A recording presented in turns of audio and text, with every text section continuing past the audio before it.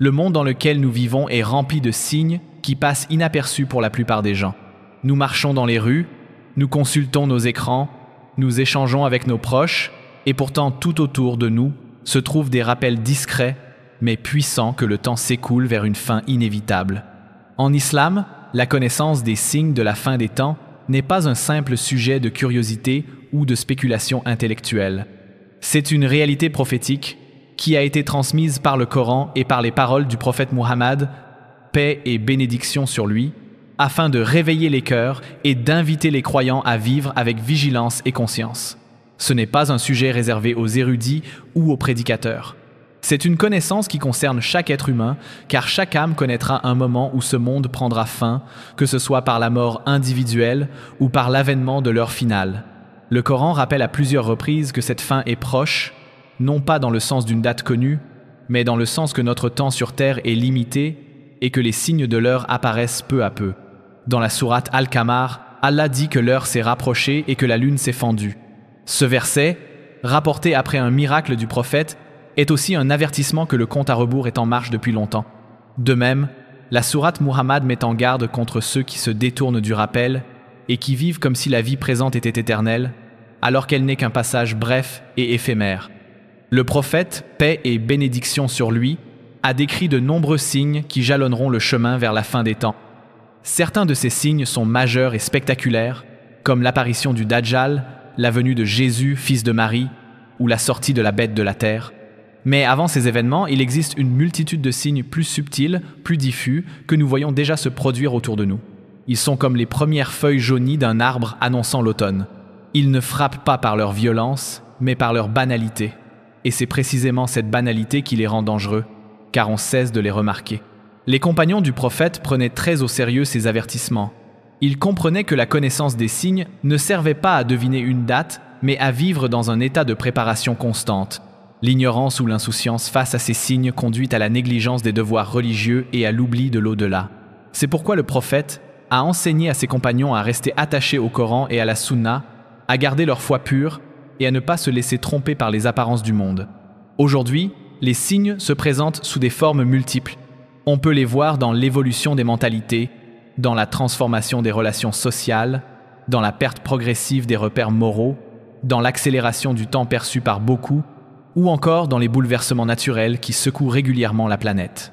Ces réalités sont souvent interprétées comme des phénomènes purement sociologiques ou climatiques, mais pour un croyant averti, elles rappellent aussi les paroles prophétiques.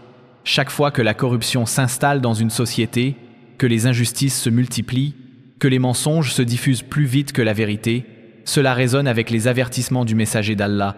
Le danger est que ces signes, bien qu'évidents pour celui qui observe avec un regard éclairé, deviennent invisibles à force d'habitude.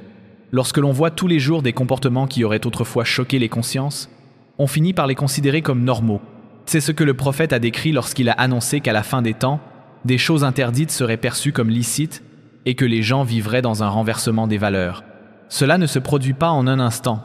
C'est un processus lent, presque imperceptible, qui agit sur les cœurs et sur les esprits, jusqu'à ce que l'âme s'endorme dans l'insouciance.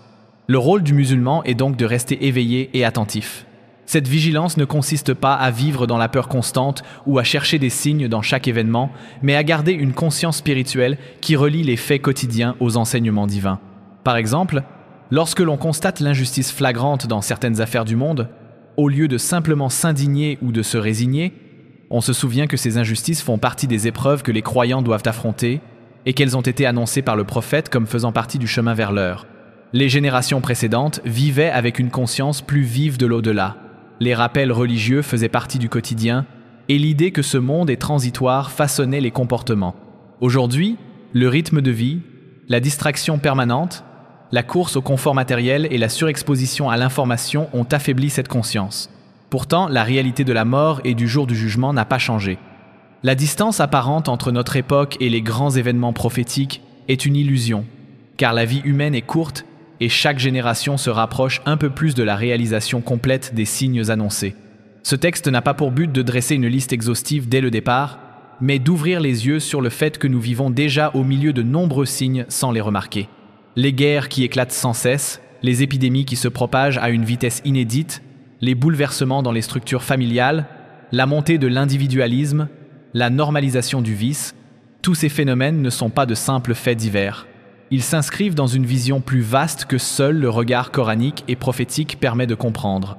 Savoir que ces signes existent doit pousser le croyant à renforcer son lien avec Allah, à corriger ses actes et à se préparer à rencontrer son Seigneur à tout moment.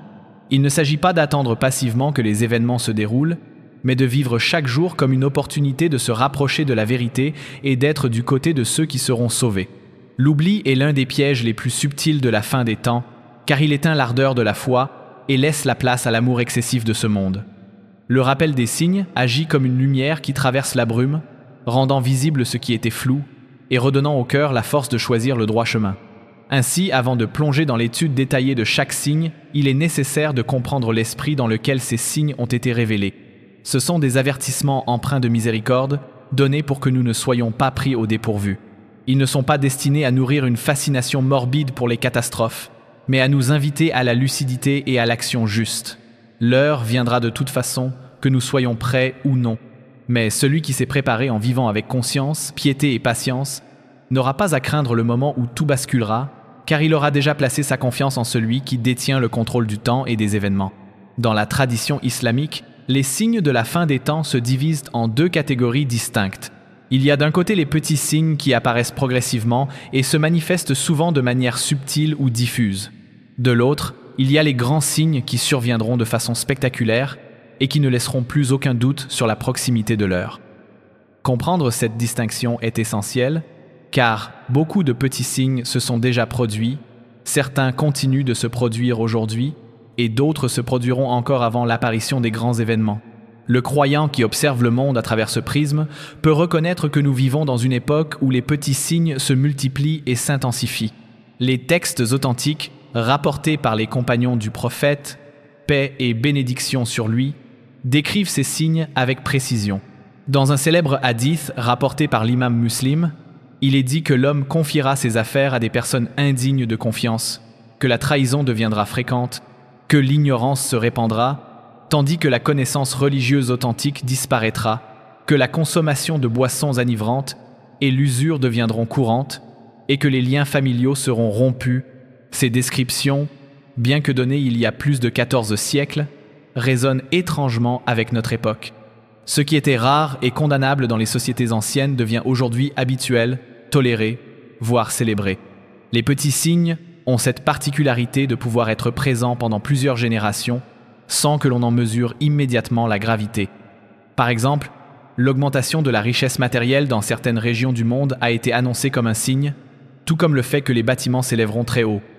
Ce phénomène peut sembler anodin ou même positif, mais dans le contexte prophétique, il est associé à un déséquilibre dans les priorités humaines.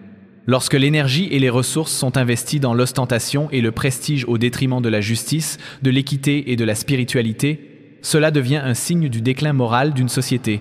Beaucoup de ces signes se sont accomplis très tôt dans l'histoire islamique.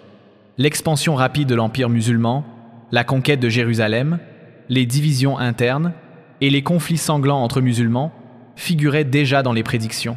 Ces événements, pour les générations qui les ont vécus, étaient des rappels directs que les prophéties du messager d'Allah se réalisent inévitablement. Mais ce qui frappe dans notre époque, c'est la simultanéité et l'accumulation des signes. Là où les anciens voyaient apparaître quelques signes espacés dans le temps, nous vivons une époque où plusieurs de ces signes se déroulent en même temps, ce qui augmente l'urgence du rappel. Certains petits signes sont d'ordre moral et social. Il a été rapporté que les gens se salueront uniquement pour des raisons d'intérêt ou d'affinité superficielle, que le savoir religieux sera pris des ignorants et que les savants sincères seront rares. Il a aussi été prédit que les positions d'autorité seraient données à ceux qui ne les méritent pas, ce qui engendrera injustice et corruption. Ces paroles se reflètent dans la réalité contemporaine où l'incompétence et la trahison sont parfois récompensées, tandis que la probité et l'honnêteté sont marginalisées. D'autres signes concernent les transformations économiques et culturelles. Le prophète a averti que l'usure se répandrait au point où même ceux qui ne la pratiqueraient pas en subiraient les conséquences. Ce constat est frappant à notre époque, où le système économique mondial repose sur des mécanismes qui impliquent directement ou indirectement l'intérêt, rendant presque impossible d'y échapper totalement. De même, la prédiction de la multiplication des marchés et des échanges commerciaux s'est réalisée à une échelle que les anciens n'auraient pu imaginer, notamment avec l'avènement du commerce électronique et la mondialisation. Un aspect troublant des petits signes est qu'ils ne provoquent pas forcément un choc ou un sursaut collectif. Ils s'installent discrètement, souvent avec l'approbation tacite de la société. La banalisation du vice, l'érosion des valeurs morales, la perte de respect envers les aînés et les parents, l'abandon des devoirs religieux, tout cela se produit par étapes successives. Chaque génération s'habitue à ce qui lui semblait autrefois choquant et finit par le transmettre comme norme à la suivante. Ce processus d'acceptation progressive est précisément ce qui rend ces signes dangereux, car il devient difficile de distinguer la norme coranique de la norme culturelle dominante. Le prophète a également mentionné des signes liés à la communication et à la rapidité des échanges. Il a parlé d'un temps où la distance entre les gens se réduirait au point où ils pourraient se parler comme s'ils étaient dans la même pièce, et où les distances de voyage seraient parcourues en très peu de temps. Cette description correspond parfaitement aux réalités du transport moderne et des communications instantanées, ce qui montre à quel point les paroles prophétiques étaient précises. Mais cette facilité, loin d'être neutre, entraîne aussi un accroissement des distractions et une exposition accrue aux influences négatives, ce qui correspond à d'autres signes annonçant la perte de repères spirituels. Les petits signes ne doivent pas être considérés comme secondaires par rapport aux grands signes. Ils sont en réalité une préparation et un avertissement. Allah, dans sa miséricorde, ne plonge pas l'humanité directement dans les événements cataclysmiques sans lui avoir donné d'innombrables signaux d'alerte. Les petits signes sont ces signaux. Ils permettent à ceux qui réfléchissent de corriger leur chemin avant que la situation ne devienne irréversible. Ignorer ces signes, c'est se priver d'une chance de revenir vers Allah avant que ne surviennent les épreuves plus intenses. Ce qui rend notre époque particulièrement préoccupante, c'est que les petits signes semblent atteindre un degré d'intensité inédit. Les valeurs fondamentales de la foi sont remises en cause ouvertement, les péchés majeurs sont justifiés au nom de la liberté personnelle. La richesse et le succès matériel sont érigés en objectifs ultimes, tandis que la piété et la modestie sont reléguées au second plan.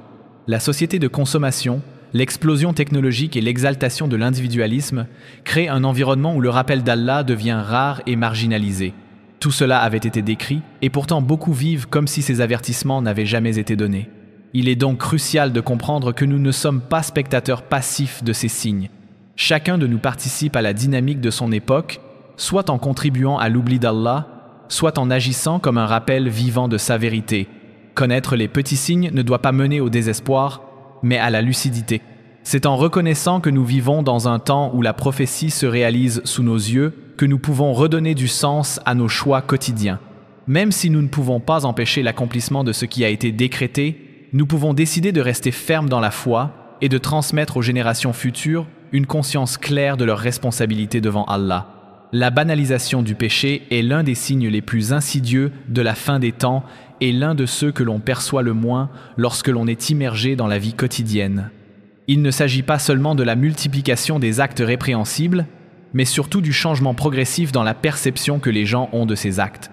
Ce qui était autrefois dénoncé, regretté et évité devient peu à peu accepté, puis toléré, et enfin considéré comme normal ou même comme un choix légitime. Ce processus ne se déroule pas en un instant. Il s'installe sur plusieurs années, parfois sur plusieurs générations, et il se manifeste dans tous les aspects de la vie sociale, culturelle et personnelle. C'est précisément ce glissement silencieux qui le rend si dangereux, car il se produit souvent sans provoquer de choc immédiat, et beaucoup ne prennent conscience de l'ampleur de la transformation qu'une fois qu'il est trop tard pour inverser la tendance. Le Coran nous rappelle que les peuples passés ont été détruits non seulement à cause de leurs péchés, mais aussi parce qu'ils avaient perdu la capacité de les reconnaître comme tels. Allah rapporte que certaines communautés ont été maudites pour avoir persisté dans l'injustice et pour avoir changé la vérité en mensonge. Dans la sourate Al-Baqarah, il est dit que ceux qui dissimulent ou déforment la vérité après l'avoir connue sont maudits par Allah et par ceux qui maudissent. Cela montre que le problème n'est pas uniquement la désobéissance, mais aussi l'altération de la conscience morale qui empêche toute repentance. Le prophète Muhammad, paix et bénédiction sur lui, a averti que viendrait un temps où les gens considéreraient comme licite ce qu'Allah a rendu illicite. Il a cité des exemples précis, comme les relations sexuelles hors mariage, l'usure et les boissons enivrantes. Mais, au-delà de ces exemples, il a voulu souligner que l'état des cœurs changerait au point que la distinction entre le bien et le mal deviendrait floue pour beaucoup.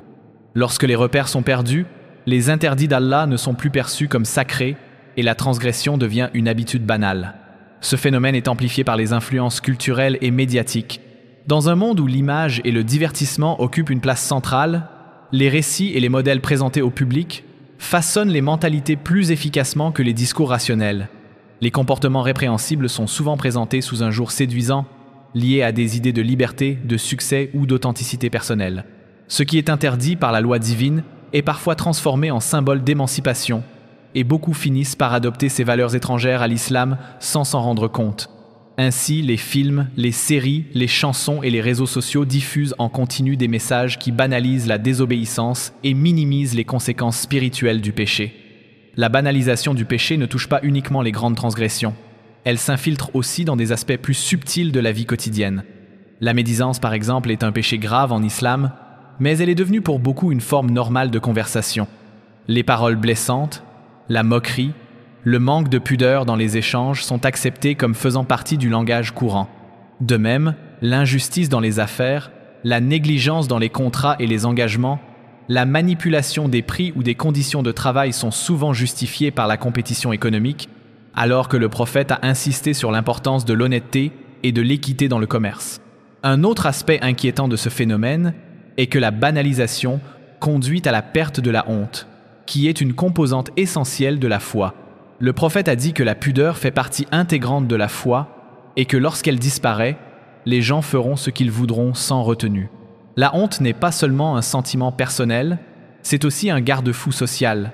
Lorsqu'une société perd le sens de la honte, elle ouvre la porte à toutes les formes de corruption morale. Les comportements qui choquaient autrefois sont exhibés publiquement, et celui qui ose encore les critiquer est perçu comme rétrograde ou intolérant. Il faut comprendre que la banalisation du péché ne se produit pas toujours par rébellion ouverte contre la loi divine. Souvent, elle résulte de la répétition et de l'habitude. Lorsque l'on est constamment exposé à une scène ou à un discours, il devient familier et donc moins choquant. Par exemple, la publicité utilise souvent des images qui enfreignent les principes de pudeur islamique. Au début, elles peuvent choquer, mais à force d'exposition, elles finissent par être vues comme normales. Ce processus, connu en psychologie comme la désensibilisation, est exactement ce que le prophète a décrit lorsqu'il a parlé d'un temps où les cœurs seraient recouverts d'une couche qui les rendrait insensibles au rappel. La responsabilité du croyant est de rester conscient de ce mécanisme et de lutter contre lui. Cela nécessite une vigilance constante, car l'âme humaine a tendance à s'habituer à ce qui l'entoure. Il ne suffit pas de connaître les règles, il faut aussi entretenir la sensibilité du cœur. Cela passe par la fréquentation des pieux, l'écoute des rappels, la lecture régulière du Coran, la méditation sur les récits des prophètes et la conscience des conséquences du péché dans cette vie et dans l'au-delà. Ce danger est d'autant plus grand à notre époque que la technologie rend l'accès aux vices facile, immédiat et discret. Ce qui autrefois nécessitait un déplacement ou un effort particulier peut aujourd'hui être consommé en quelques secondes depuis un écran personnel. Les jeunes, en particulier, sont exposés à un flux constant de contenu qui brouille les frontières entre le licite et l'illicite. L'environnement virtuel devient ainsi un terrain fertile pour la normalisation de comportements contraires à la foi. Les parents et les éducateurs ont un rôle crucial à jouer, non seulement pour interdire l'accès à certains contenus, mais surtout pour expliquer pourquoi ces choses sont nuisibles à l'âme. L'un des effets les plus pernicieux de la banalisation du péché est qu'elle réduit la motivation à se repentir. Lorsqu'un acte n'est plus perçu comme mauvais, il n'y a plus de raison apparente de demander pardon à Allah. Or, le repentir est une clé fondamentale de la miséricorde divine. Sans reconnaissance du péché, il n'y a pas de retour sincère vers Allah, et sans ce retour, l'âme s'éloigne de plus en plus de la lumière. C'est ainsi que le cœur peut s'endurcir au point de ne plus réagir même face aux rappels les plus clairs. Le prophète a utilisé l'image du cœur sur lequel chaque péché laisse une tache noire. Si la personne se repent, cette tache est effacée, mais si elle persiste, la tache s'élargit jusqu'à recouvrir tout le cœur. Un cœur recouvert de cette manière est incapable de distinguer le bien du mal. C'est exactement ce que produit la banalisation du péché à grande échelle dans une société. Elle fabrique des générations pour qui les interdits d'Allah n'ont plus de poids et pour qui la désobéissance est un style de vie acceptable. Face à cette réalité, la position du croyant doit être claire. Il ne s'agit pas de juger ou de mépriser les autres, mais de maintenir soi-même un sens ferme de ce qui est juste et de le transmettre avec sagesse. La douceur dans le rappel, la cohérence entre les paroles et les actes et la recherche sincère de l'agrément d'Allah sont les armes les plus efficaces pour résister à la vague de normalisation qui envahit le monde. Cela exige de nager à contre-courant et d'accepter parfois l'isolement ou l'incompréhension des autres. Mais c'est le prix de la fidélité à la vérité dans une époque où elle est souvent déformée ou reléguée au second plan. L'inversion des valeurs est l'un des signes les plus marquants de la fin des temps et l'un de ceux qui frappent le plus lorsqu'on observe avec un regard attentif la société contemporaine. Le prophète Muhammad, paix et bénédiction sur lui, a annoncé qu'il viendrait une époque où les menteurs seraient crus et où les véridiques seraient traités de menteurs, où les traîtres seraient considérés comme dignes de confiance et où les personnes dignes de confiance seraient accusées de trahison. Il a aussi prévenu qu'à cette époque, les gens prendront pour dirigeants ceux qui ne méritent pas cette position et qu'ils écarteront ceux qui possèdent la sincérité, la sagesse et la justice. Ces paroles ne sont pas seulement une description d'événements politiques ou sociaux, elles sont une observation profonde de l'état moral d'une société qui s'éloigne de la guidance divine. L'inversion des valeurs ne se limite pas à quelques domaines précis, elle touche tous les aspects de la vie. Ce qui devrait être honoré est tourné en dérision, et ce qui devrait être dénoncé est applaudi. La modestie, la pudeur, la sincérité et la patience, qui sont des vertus élevées dans l'islam, deviennent des signes de faiblesse ou de retard selon les critères dominants, tandis que l'arrogance, la vulgarité, l'ostentation et l'égoïsme sont présentés comme des signes de réussite et d'authenticité. Dans ce climat, les repères se brouillent et les cœurs s'habituent à admirer ce qui en réalité mène à la perte. Ce renversement ne se produit pas d'un seul coup. Il se développe progressivement à mesure que la société se détache de la révélation.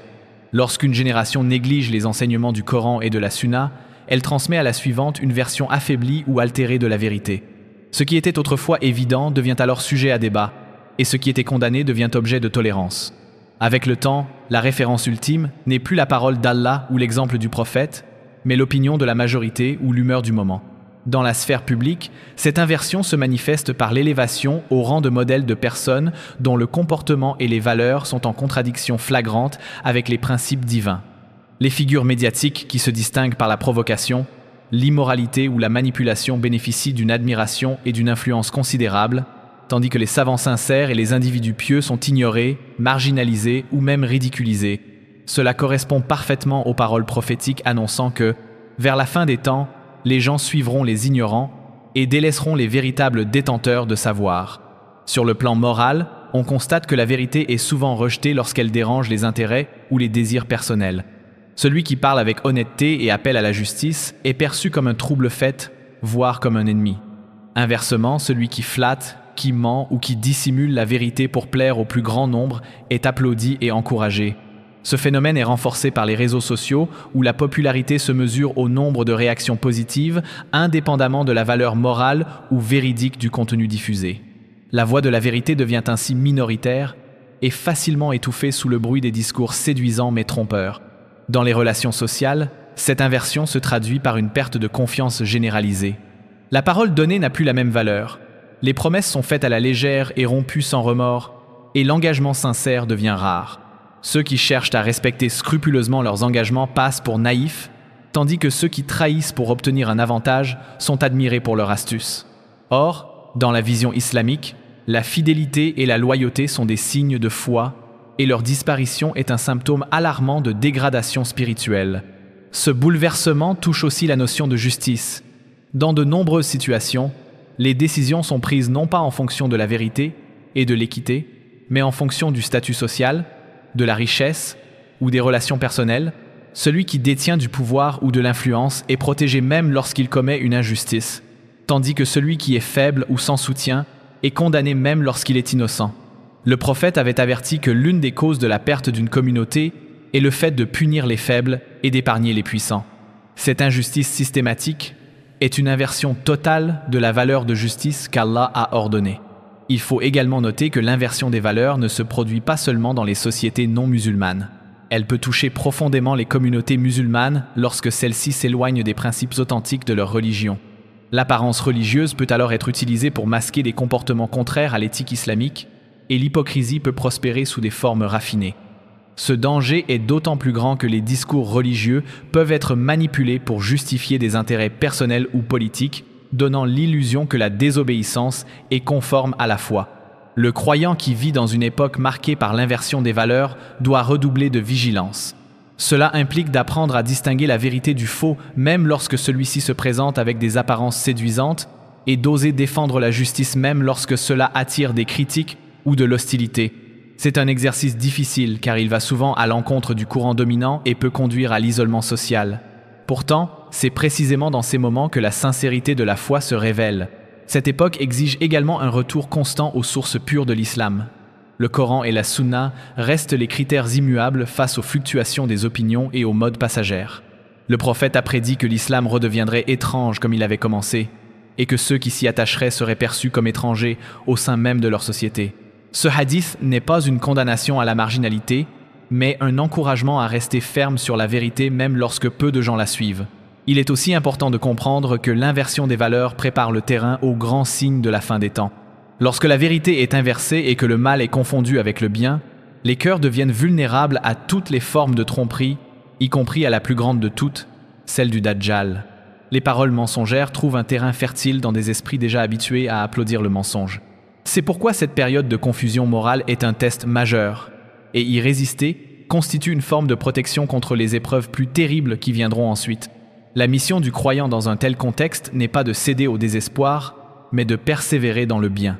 Il ne s'agit pas seulement de dénoncer l'injustice ou le mensonge, mais de vivre soi-même en accord avec les valeurs que l'on proclame. La cohérence entre les paroles et les actes est une lumière dans les ténèbres de l'inversion morale. Elle attire ceux qui cherchent encore la vérité et renforce ceux qui vacillent. Même si l'impact semble minime face à l'ampleur du phénomène, chaque acte de vérité et chaque geste de justice sont comptés par Allah et contribuent à préserver la foi au milieu du chaos. La rupture des liens familiaux est un signe particulièrement préoccupant de la fin des temps, car elle touche au cœur même de la structure que l'islam a érigée comme fondement de la société.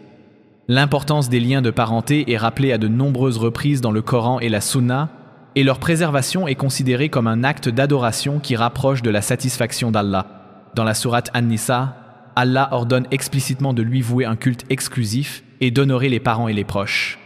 Le prophète Muhammad, paix et bénédiction sur lui, a affirmé que celui qui souhaite que sa subsistance s'élargisse et que sa vie soit prolongée doit maintenir les liens de parenté. Pourtant, dans notre époque moderne, ces liens se fragilisent, se distendent et parfois se rompent complètement, au point où des membres d'une même famille peuvent vivre dans la même ville sans se voir pendant des années ou même nourrir entre eux de la rancune et de l'indifférence. Cette dégradation ne survient pas sans cause. Plusieurs facteurs contribuent à cette rupture progressive. Le premier est l'individualisme croissant qui pousse chacun à mettre en avant ses propres intérêts, ses projets personnels et son confort au détriment des obligations familiales. Là où autrefois la famille élargie vivait dans une interdépendance naturelle, aujourd'hui beaucoup cherchent à réduire leurs interactions au seul moment choisi, en fonction de leurs envies. Les anciens modèles de solidarité, où les frères, sœurs, cousins et voisins proches s'entraidaient dans les difficultés, laissent place à une organisation où chacun se replie sur son cercle immédiat, parfois limité au noyau conjugal. Un autre facteur est la transformation des modes de vie. La mobilité géographique, souvent liée au travail ou aux études, éloigne physiquement les membres de la famille. Les obligations professionnelles, le rythme effréné des journées et la dépendance à la technologie font que même lorsque la distance physique est faible, le temps et l'attention accordés aux proches diminuent. On se contente d'échanges rapides par téléphone ou par message, sans véritable engagement émotionnel ou soutien concret. La proximité virtuelle remplace la proximité réelle, mais elle ne nourrit pas les liens de la même manière. Les conflits familiaux sont également à l'origine de ruptures durables. L'orgueil, le refus de pardonner, les jalousies liées à des héritages ou à des choix personnels peuvent conduire à couper totalement la relation avec un parent ou un frère. Or, l'islam met un point d'honneur à prévenir et à réparer ces situations. Le prophète a enseigné que maintenir les liens de parenté ne signifie pas simplement répondre à ceux qui nous traitent bien, mais consiste à continuer d'entretenir la relation même lorsque l'autre l'a rompue. Il a aussi averti que rompre ces liens est un acte grave qui prive de la miséricorde d'Allah. Pourtant, dans beaucoup de foyers, la rancune prévaut sur le devoir religieux et l'ego surpasse l'amour familial.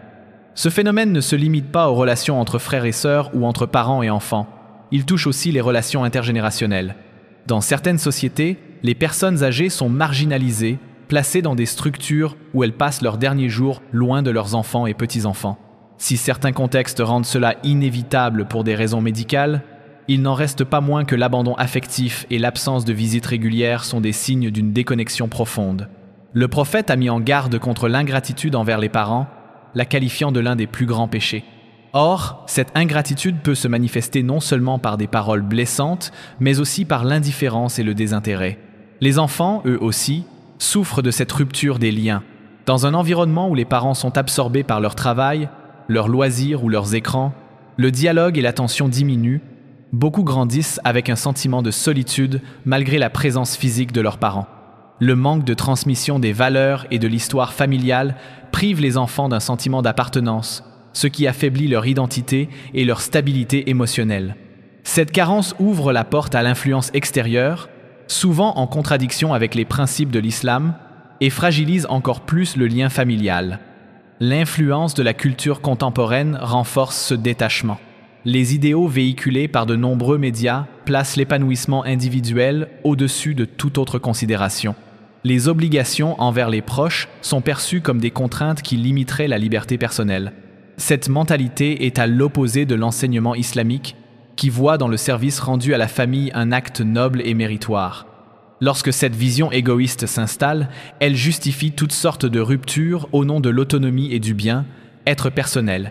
L'aspect spirituel de cette question est central. Maintenir les liens familiaux est un acte qui purifie l'âme, qui éduque à la patience, au pardon et à la bienveillance.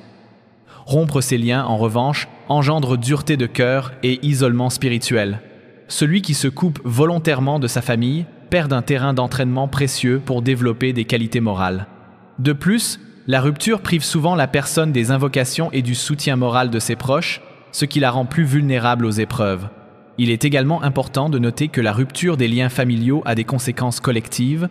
Dans une société où les familles sont fortes et solidaires, les crises économiques, les maladies et les épreuves sont mieux surmontées. Les membres se soutiennent mutuellement, ce qui réduit la dépendance aux institutions extérieures. Mais lorsque les familles se fragmentent, les individus se retrouvent seuls face aux difficultés, ce qui accentue le stress, la précarité et la vulnérabilité. Ce vide est souvent comblé par des structures impersonnelles qui ne peuvent offrir la chaleur et la protection qu'une famille unie procure. Le croyant doit donc être attentif à l'état de ses liens familiaux et agir pour les préserver. Cela implique de dépasser l'orgueil, d'accepter de faire le premier pas vers la réconciliation et de multiplier les visites, les appels et les attentions, même si l'autre ne répond pas toujours positivement. Il ne s'agit pas seulement d'éviter le péché de la rupture, mais de rechercher la récompense promise à celui qui maintient les liens malgré les obstacles.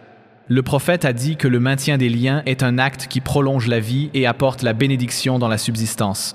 Ces bénédictions ne sont pas seulement matérielles, elles se manifestent aussi dans la sérénité du cœur et la protection contre les épreuves. Dans un contexte où tout pousse à l'isolement, préserver les liens familiaux devient un acte de résistance spirituelle.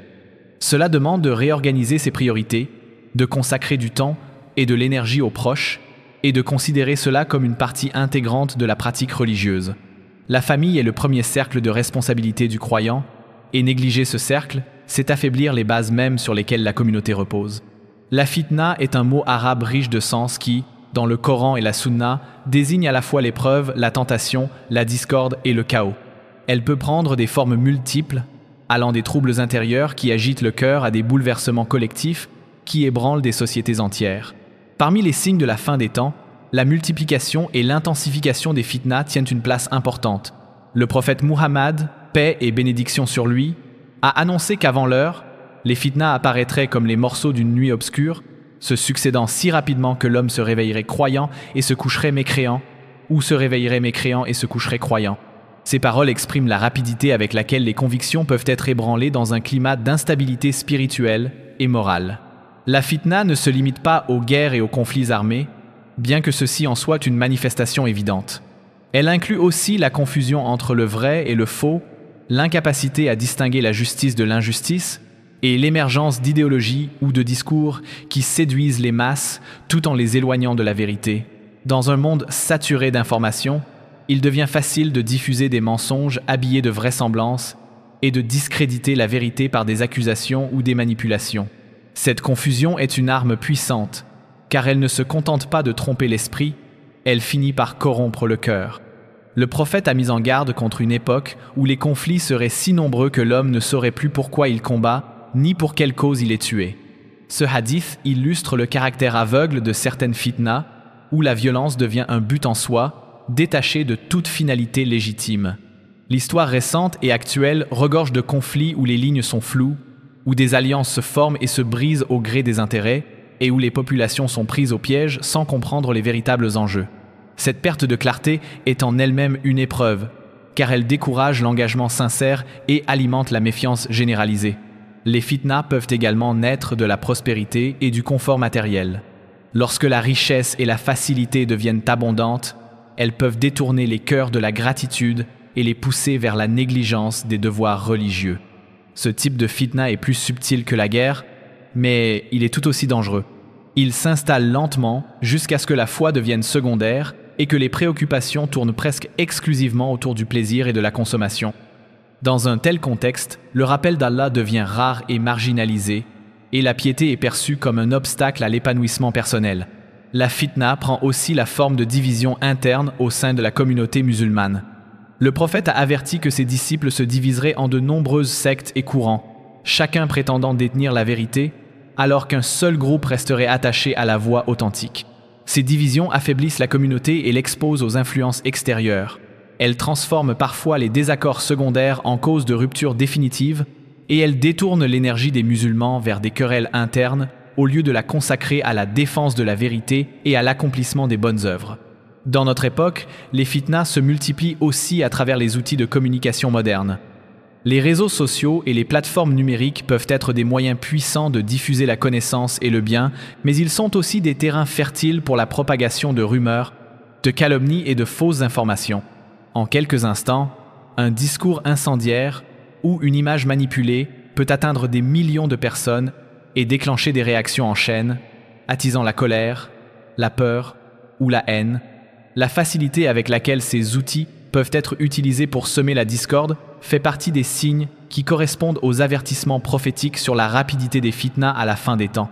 L'une des caractéristiques les plus dangereuses de la fitna est qu'elle ne se présente pas toujours comme un mal évident. Au contraire, elle peut être emballée dans un discours séduisant, se présenter comme une cause noble ou s'appuyer sur des éléments de vérité pour justifier des actions injustes. Ce mélange rend les preuves encore plus difficiles, car il demande aux croyants de posséder non seulement la science religieuse, mais aussi la clairvoyance et la patience pour discerner les intentions et les conséquences réelles.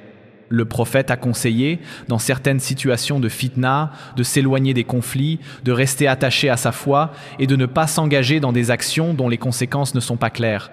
Cela ne signifie pas fuir ses responsabilités, mais reconnaître que certaines épreuves sont conçues pour piéger ceux qui y entrent sans préparation ni compréhension. Dans ces moments, préserver sa foi et sa famille peut être une priorité plus urgente que de chercher à résoudre des conflits qui dépassent ses moyens. La fitna touche aussi la dimension intellectuelle et spirituelle. Lorsque des idées contraires à la foi se répandent et gagnent en légitimité dans les institutions, l'éducation et les lois, elles deviennent des épreuves pour ceux qui cherchent à rester fidèles à l'islam. Les pressions sociales peuvent pousser à la compromission, à l'adaptation du message religieux pour le rendre plus acceptable ou à la dissimulation de la vérité. Ces formes de fitna ne sont pas moins dangereuses que les conflits armés, car elles agissent sur le long terme et peuvent transformer en profondeur les mentalités. Face à ces réalités, le croyant est appelé à se renforcer dans sa relation avec Allah et à s'armer de patience. Le Coran rappelle que les fitnas font partie des moyens par lesquels Allah éprouve ses serviteurs, afin de distinguer ceux qui sont sincères de ceux qui ne le sont pas. La réponse à la fitna n'est donc pas la panique ou le désespoir, mais le retour au rappel, à la prière, à la consultation des savants fiables et à la pratique constante du bien. C'est en s'attachant fermement à la corde d'Allah que l'on peut traverser les périodes de troubles sans perdre sa foi. L'histoire montre que les fitnas ont toujours existé, mais ce qui distingue notre époque est leur fréquence, leur intensité et leur portée. Les événements se propagent à l'échelle mondiale en quelques heures, les crises économiques, politiques ou sanitaires se répercutent d'un continent à l'autre, et les idéologies se diffusent au-delà des frontières sans obstacle. Cette mondialisation des épreuves correspond à la description prophétique d'un temps où les fitnas viendraient comme les vagues de l'océan, se succédant sans répit. Dans un tel contexte, il devient essentiel de cultiver la lucidité et de rester ancré dans les valeurs immuables de l'islam. Cela implique de ne pas se laisser emporter par chaque émotion collective, de vérifier les informations avant d'y réagir, de garder la maîtrise de ses paroles et de ses actes, et de se rappeler que le jugement final appartient à Allah. Celui qui garde ce cap dans la tempête des fitnas agit non seulement pour sa propre préservation, mais aussi comme un repère pour ceux qui l'entourent. Les illusions de progrès constituent l'un des pièges les plus subtils et les plus puissants de notre époque, et elles s'inscrivent parfaitement dans la liste des signes annonciateurs de la fin des temps.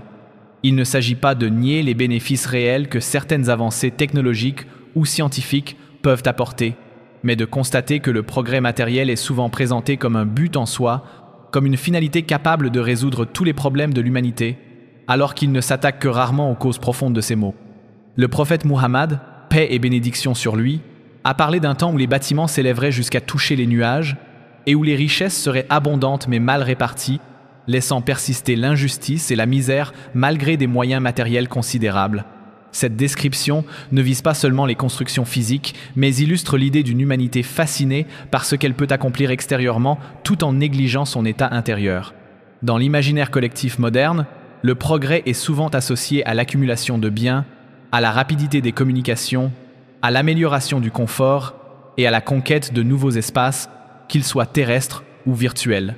Ces avancées sont réelles, mais elles sont fréquemment accompagnées d'un déclin des valeurs spirituelles et morales.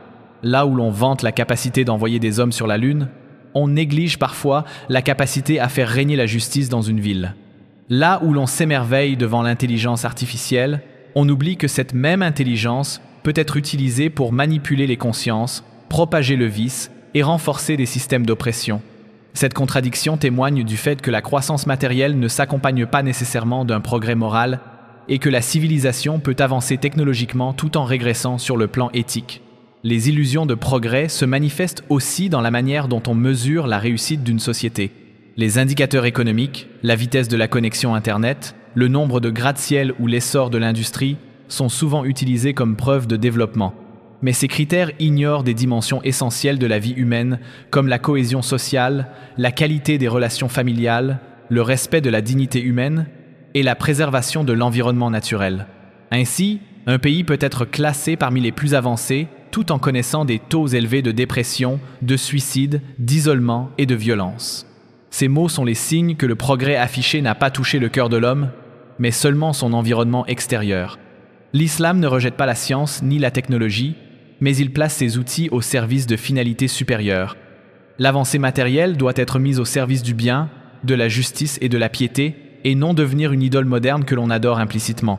Lorsque l'humanité croit que ses inventions la rendent invincible ou autosuffisante, elle tombe dans l'arrogance dénoncée par le Coran. Dans la sourate Al-Alaq, Allah rappelle à l'homme qu'il devient tyrannique lorsqu'il se croit indépendant. Cette illusion d'autosuffisance est au cœur des illusions de progrès. Les grandes villes contemporaines illustrent parfaitement cette tension. Elles offrent un confort inégalé dans l'histoire, avec des réseaux de transport, des hôpitaux modernes, des espaces de loisirs et des moyens de communication instantanés. Pourtant, elles sont aussi le théâtre d'une solitude profonde, d'un individualisme exacerbé et d'une déconnexion avec la nature. Les habitants vivent souvent entourés de milliers de personnes sans connaître leurs voisins et passent plus de temps devant des écrans que dans des interactions réelles. Cette réalité montre que l'amélioration des conditions matérielles n'a pas suffi à combler le vide spirituel qui grandit dans le cœur des hommes. Un autre aspect des illusions de progrès est la croyance que chaque nouveauté est nécessairement meilleure que ce qui l'a précédé. La course à la nouveauté pousse les individus et les sociétés à remplacer sans cesse ce qu'ils possèdent, non par besoin réel, mais par désir d'être à jour. Cette dynamique, entretenue par le marketing et la culture de consommation, renforce la dépendance à des systèmes économiques qui exploitent les ressources de manière effrénée. Sur le plan spirituel, elle détourne l'homme de la gratitude et de la modération en l'amenant à rechercher constamment plus, au lieu de se satisfaire de ce qui est suffisant et licite. La médecine et les sciences biologiques fournissent aussi des exemples frappants. Les progrès médicaux sauvent des vies et soulagent des souffrances.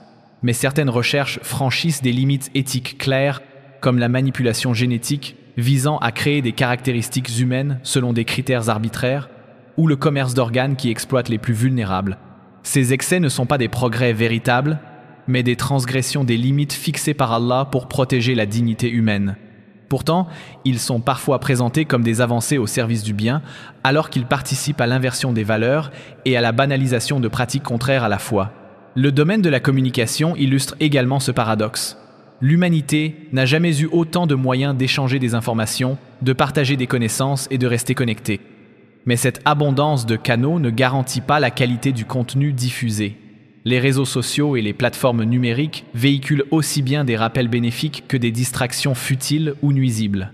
L'accès instantané à l'information n'a pas toujours conduit à une meilleure compréhension, et parfois il a favorisé la superficialité et la polarisation des opinions.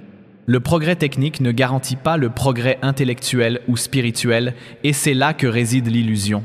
Cette fascination pour la technologie et le confort matériel nourrit aussi une dépendance dangereuse. Les sociétés modernes, habituées à la disponibilité immédiate des biens et services, deviennent vulnérables à toute rupture de ces systèmes. Une panne électrique majeure, une perturbation dans les chaînes d'approvisionnement ou une crise sanitaire peut paralyser des millions de personnes incapables de s'adapter à des conditions plus simples. Cette fragilité est un rappel que malgré ses prouesses, l'humanité reste dépendante d'Allah et que le sentiment de maîtrise totale est une illusion. Les illusions de progrès ont également un impact sur la perception du temps. La rapidité des transports, des communications et des processus de production donne l'impression que tout peut être obtenu sans délai. Cette accélération alimente l'impatience et réduit la capacité à apprécier les processus lents, comme l'apprentissage profond, la maturation spirituelle ou la construction de relations solides. Le prophète a averti qu'à la fin des temps, le temps semblerait se contracter, les années passant comme des mois et les mois comme des semaines. Cette impression est aujourd'hui partagée par beaucoup, et elle reflète à la fois l'accélération réelle des rythmes de vie et la perte de sens du temps qui accompagne l'obsession pour l'instantané.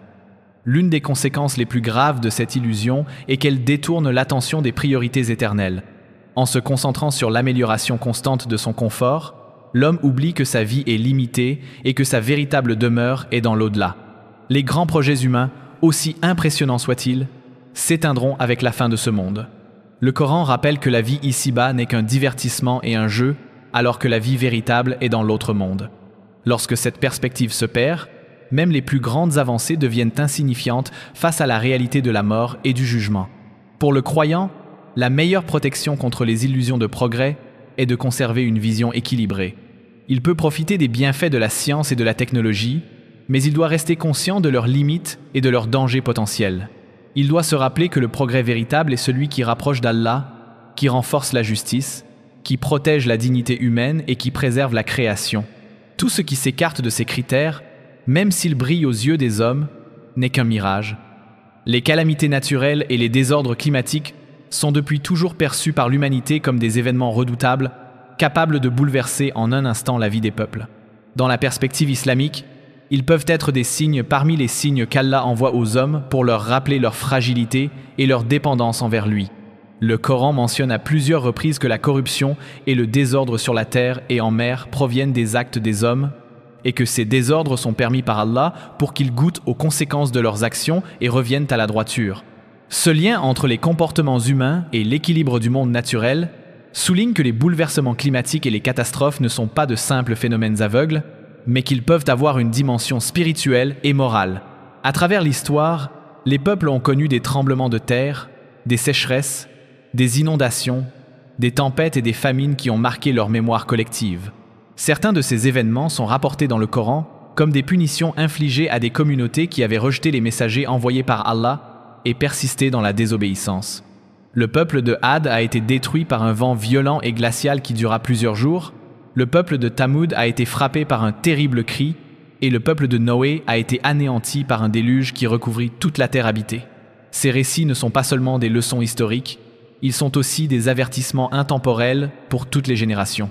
À la fin des temps, le prophète Muhammad, paix et bénédiction sur lui, a annoncé que la fréquence des tremblements de terre augmenterait, que des phénomènes météorologiques inhabituels se produiraient et que les calamités frapperaient de plus en plus souvent.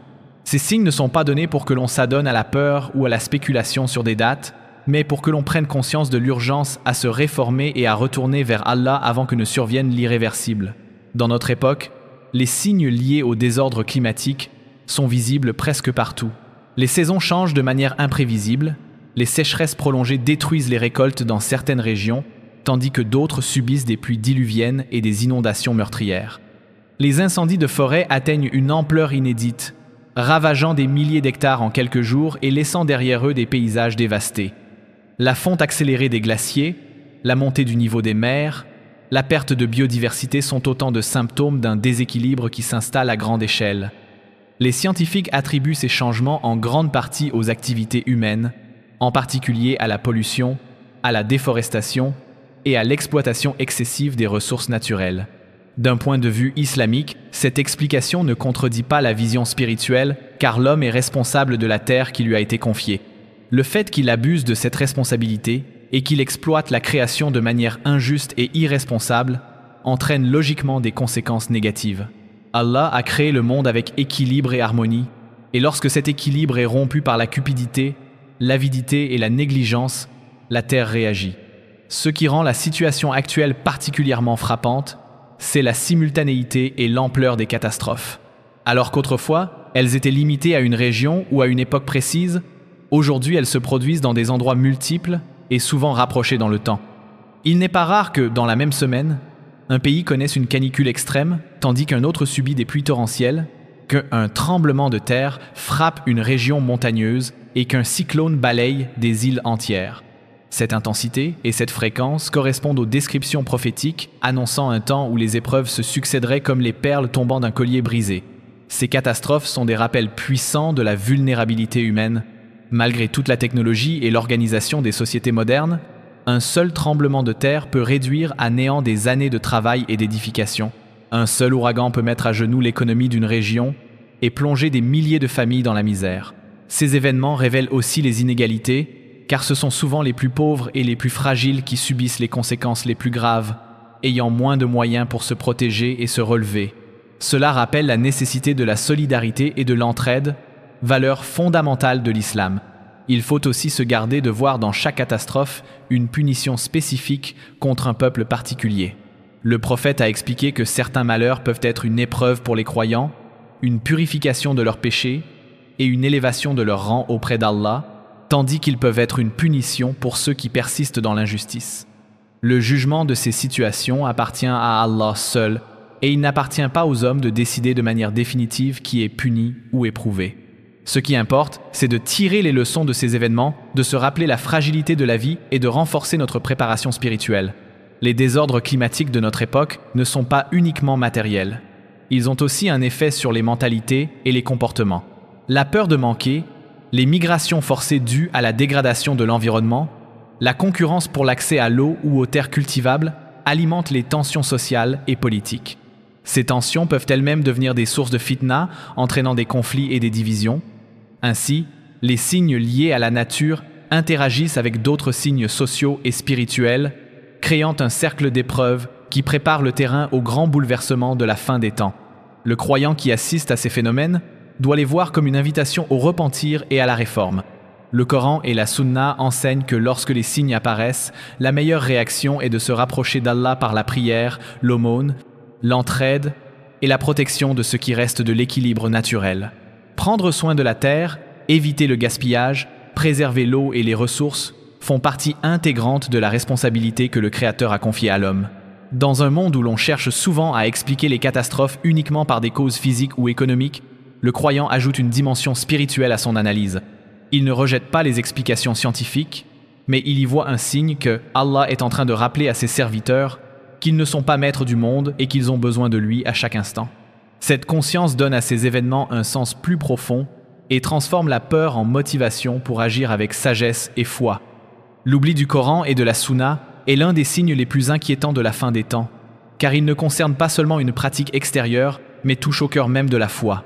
L'islam repose sur la révélation divine transmise par le Coran et sur l'exemple vivant du prophète Muhammad, paix et bénédiction sur lui, qui a incarné et expliqué cette révélation dans tous les aspects de la vie. Lorsque ces deux sources sont délaissées, c'est toute la structure spirituelle et morale de la communauté qui s'affaiblit et la religion se réduit à des apparences vides de sens. Le Coran met en garde contre cette négligence. Dans la sourate Al-Furqan, Allah rapporte les paroles du prophète se plaignant que son peuple a délaissé le Coran. Ce reproche n'est pas limité à ceux qui le rejettent complètement, il englobe aussi ceux qui ne le lisent plus, qui ne cherchent plus à le comprendre ou qui ne l'appliquent pas dans leur vie. Le Coran n'est pas venu seulement pour être récité dans les occasions spéciales ou pour orner les étagères des maisons, il est venu comme une guidance permanente, un critère qui permet de distinguer la vérité de l'erreur et un remède pour les maladies du cœur. L'oubli de la sunna accompagne souvent celui du Coran. La sunna est la mise en pratique vivante de la révélation. Elle montre comment les enseignements divins s'appliquent dans la prière, le commerce, la justice, la famille, les relations sociales et même dans les détails quotidiens de la vie. Lorsque la sunna est délaissée, la religion perd sa dimension pratique et devient une théorie abstraite que chacun interprète selon ses propres désirs. Cette dérive conduit à l'apparition de comportements et de croyances contraires à l'islam, tout en étant présentés comme faisant partie de la foi. L'oubli du Coran et de la Sunna ne signifie pas toujours leur absence totale. Parfois, ils sont présents, mais utilisés de manière sélective, en prenant certains versets ou hadiths hors de leur contexte pour justifier des opinions personnelles ou des intérêts particuliers. Cette manipulation est elle aussi un signe de la fin des temps, car elle dénature le message divin et induit les gens en erreur. Le prophète a averti qu'à la fin des temps, des gens réciteront le Coran mais qu'il ne dépassera pas leur gorge, ce qui signifie qu'il ne pénétrera pas dans leur cœur et ne se traduira pas dans leurs actes. Les causes de cet oubli sont multiples. L'une d'elles est la distraction permanente dans laquelle vivent beaucoup de gens. Les obligations mondaines, la recherche du gain matériel, les divertissements constants laissent peu de place à la méditation et à l'étude du livre d'Allah. Même ceux qui savent lire le Coran peuvent passer des semaines sans l'ouvrir, et ceux qui connaissent des hadiths peuvent les laisser s'effacer de leur mémoire par manque de révision et de mise en pratique. Une autre cause est la rupture dans la transmission. Lorsque les parents et les éducateurs ne transmettent plus activement les enseignements du Coran et de la Sunna aux enfants, ceux-ci grandissent avec une connaissance fragmentaire ou superficielle de leur religion. L'apprentissage de quelques sourates pour la prière ne suffit pas à ancrer profondément la guidance divine dans le cœur. Il faut aussi comprendre le sens, connaître le contexte des révélations et voir comment elles s'appliquent dans la vie quotidienne. Sans cet effort, la foi reste fragile et vulnérable aux influences extérieures. L'oubli se manifeste aussi dans la manière dont certaines communautés mettent en avant la culture ou les traditions locales au-dessus des enseignements authentiques. Lorsque des pratiques héritées sont en contradiction avec le Coran et la Sunna, mais qu'elles sont maintenues par habitude ou par pression sociale, elles finissent par supplanter la guidance divine. Avec le temps, les générations suivantes peuvent même croire que ces pratiques culturelles font partie intégrante de la religion alors qu'elles peuvent en réalité l'altérer. Cet éloignement des sources authentiques ouvre la porte à toutes sortes de déviations. Les innovations religieuses non conformes au texte se multiplient, les superstitions se propagent et l'ignorance devient la norme. Dans un tel climat, il devient facile pour des voix influentes mais mal intentionnées d'imposer leur interprétation et d'entraîner les gens loin de la vérité. Le prophète a averti qu'à la fin des temps, la connaissance disparaîtrait avec la mort des savants et que les gens prendraient pour guide des ignorants qui les égaraient eux-mêmes tout en étant égarés. L'oubli du Coran et de la Sunna a aussi un impact direct sur la moralité.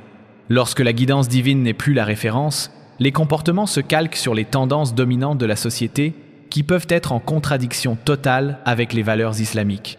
La justice, l'honnêteté, la pudeur, la compassion et la solidarité sont reléguées au second plan si elles ne sont pas activement nourries par les enseignements révélés. Le cœur, privé de cette nourriture, s'endurcit et devient insensible au rappel. Face à ce danger, la préservation du Coran et de la Sunna ne doit pas se limiter à un travail individuel, mais devenir une priorité collective.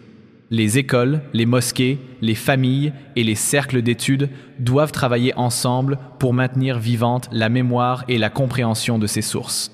Cela implique non seulement la mémorisation, mais aussi la réflexion, l'explication et la mise en pratique. Le Coran doit être récité avec attention, médité avec sincérité et appliqué avec détermination. La Sunna doit être connue dans ses grandes lignes, respectée dans ses détails et vécue comme un modèle au quotidien. Il est aussi nécessaire de protéger ces sources contre les altérations. Dans un monde où l'information circule rapidement et où de nombreux textes circulent sans vérification, il faut apprendre à distinguer les hadiths authentiques des inventés, à comprendre le contexte des versets et à se référer à des savants fiables pour éviter les interprétations erronées. L'oubli commence souvent par une confusion dans les sources et il se renforce lorsque cette confusion n'est pas corrigée. Pour le croyant, raviver le lien avec le Coran et la Sunna est un acte de protection contre les épreuves de la fin des temps. Cela demande de consacrer du temps chaque jour à la lecture et à l'étude, même si c'est peu, mais de manière constante. Cela implique aussi de chercher à aligner ses actes et ses choix sur les enseignements reçus en se corrigeant lorsqu'on s'en écarte. Ce lien vivant transforme le Coran et la Sunna en compagnons quotidiens, et non en symboles lointains que l'on évoque seulement lors des fêtes ou des moments de crise.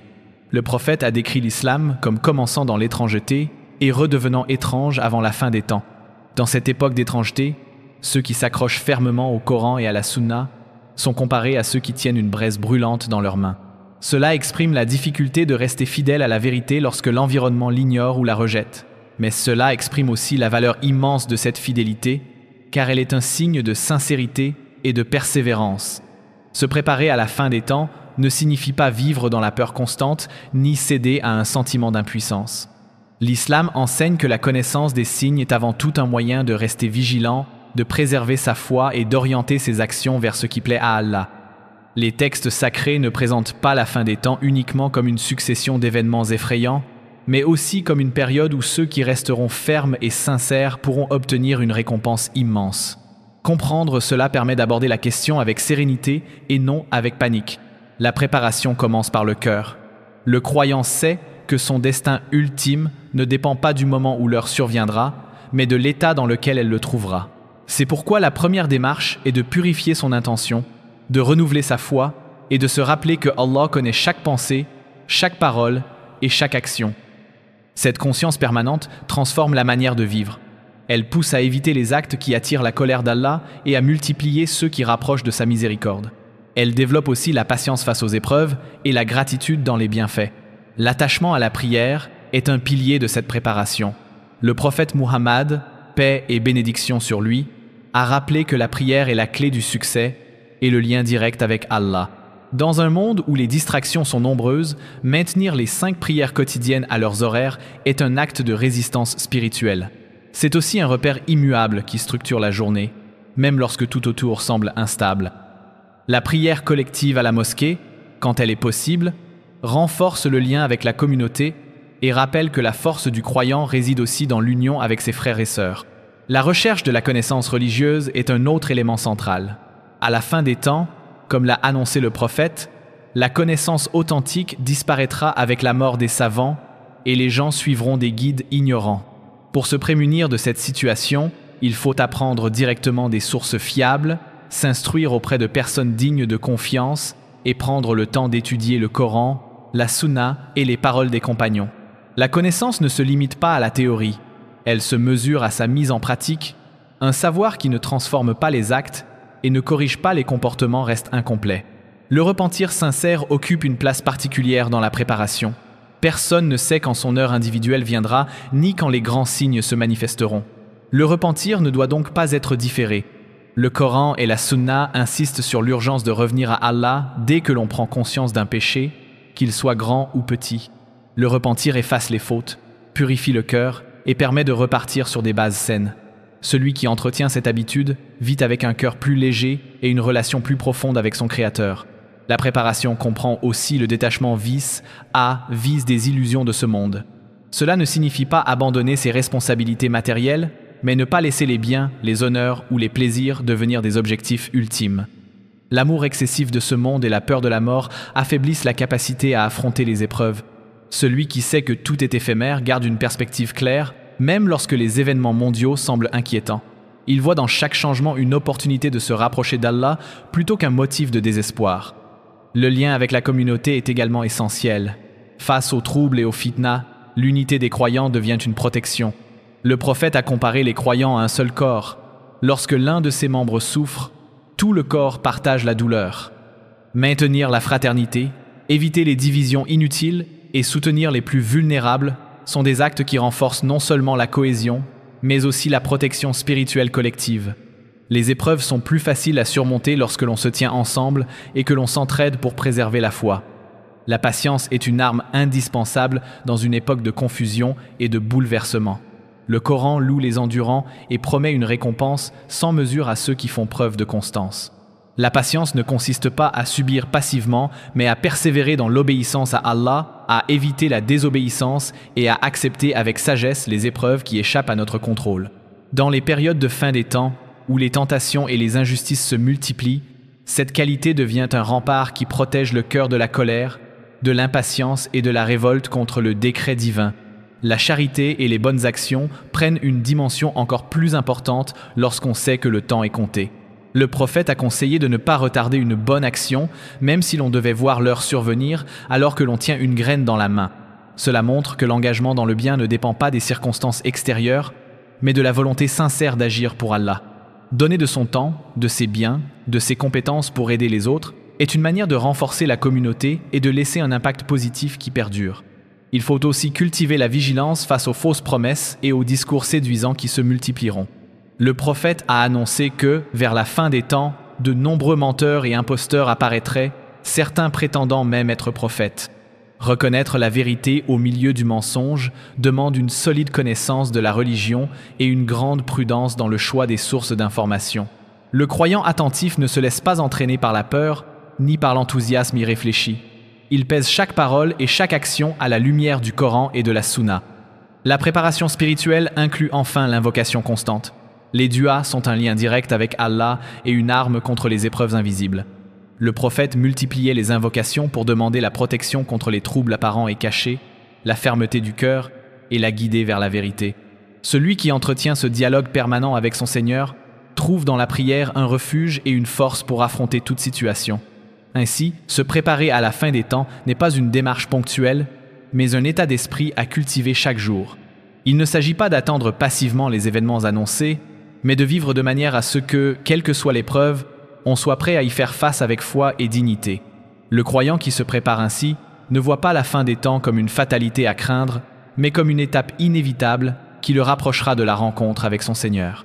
Et cette rencontre, il souhaite l'aborder le cœur pur, les mains pleines de bonnes œuvres et l'âme apaisée par la certitude que rien n'arrive sans la permission et la sagesse d'Allah.